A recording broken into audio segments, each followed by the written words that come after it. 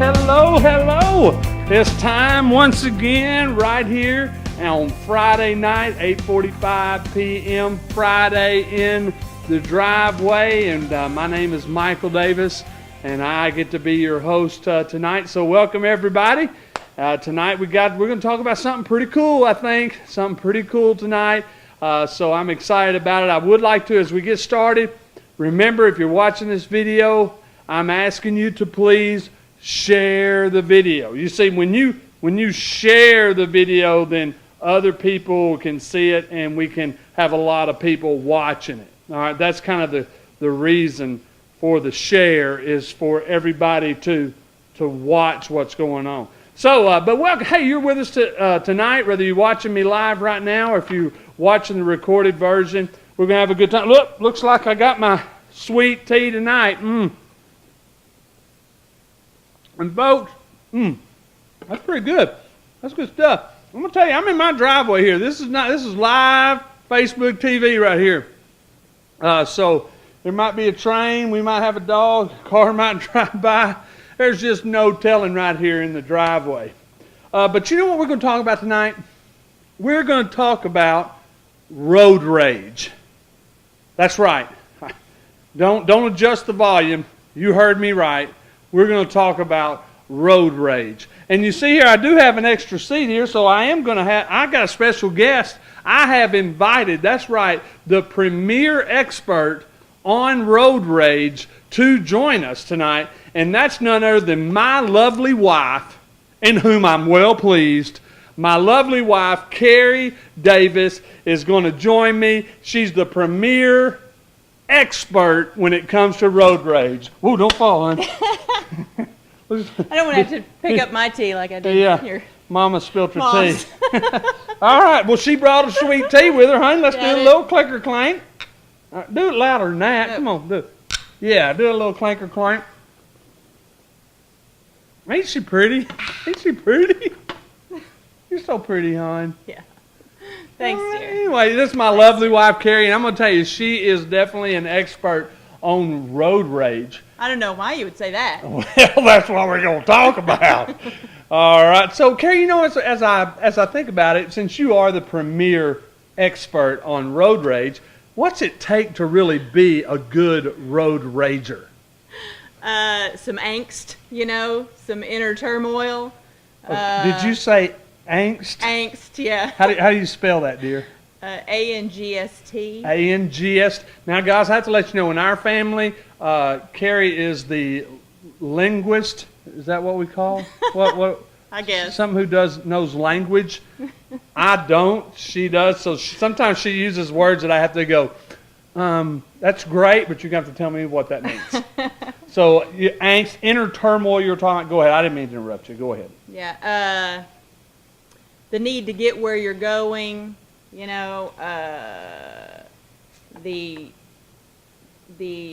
I'm sorry, but the ignorance of the drivers around you.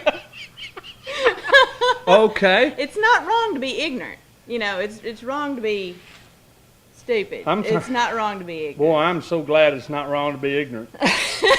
But anyway, well, hon, the reason we're talking about this is because we kind of have an inside joke we're obviously letting out on.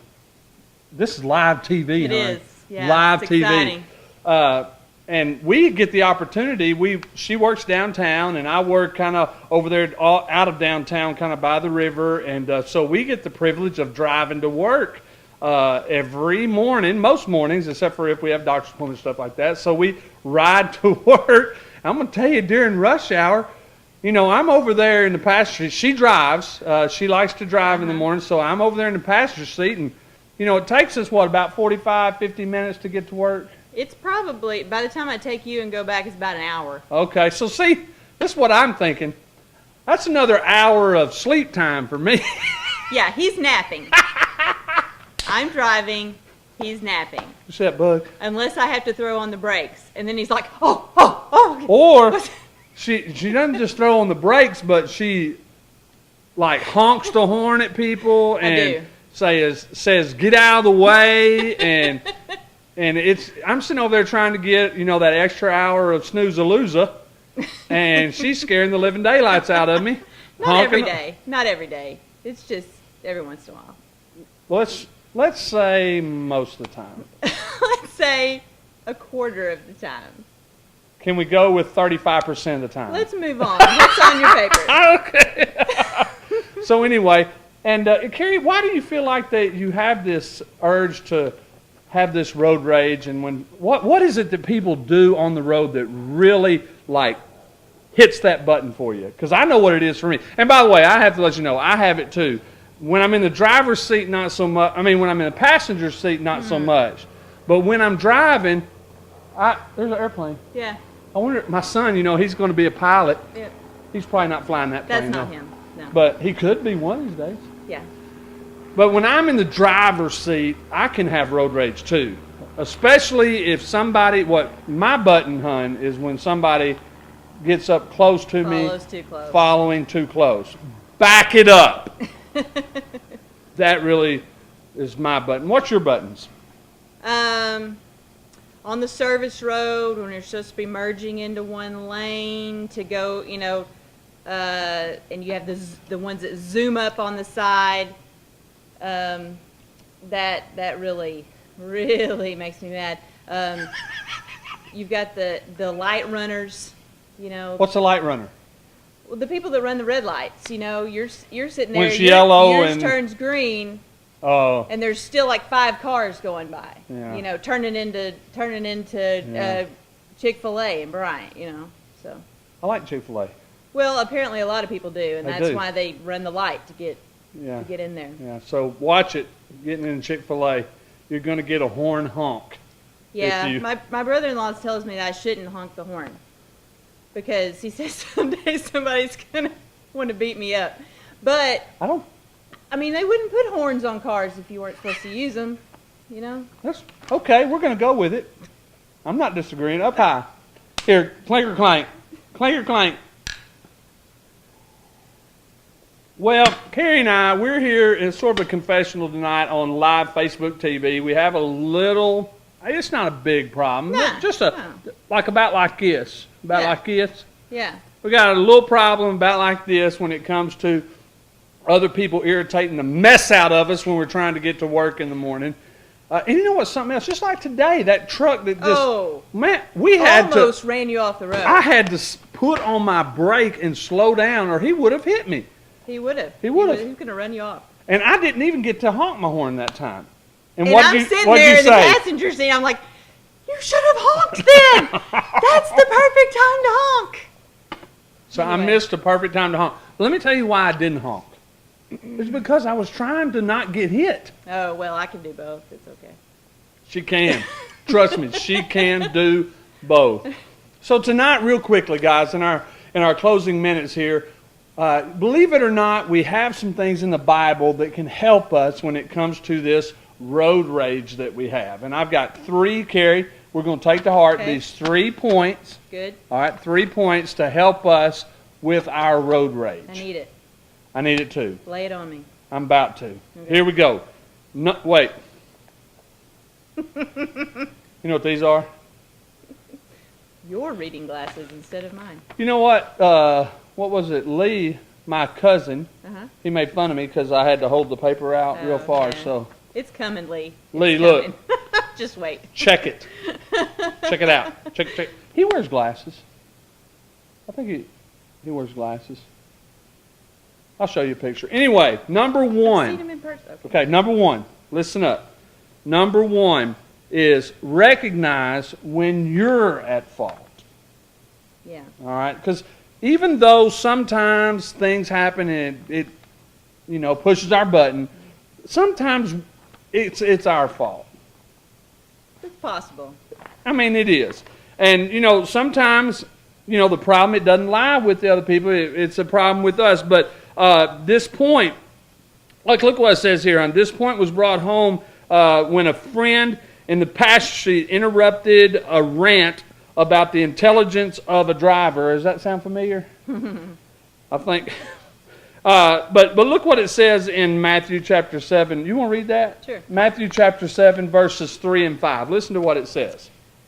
Why do you see the speck that is in your brother's eye, but do not notice the log that is in your own eye? Or how can you say to your brother, let me take the speck out of your eye when there is a log in your own eye? You hypocrite.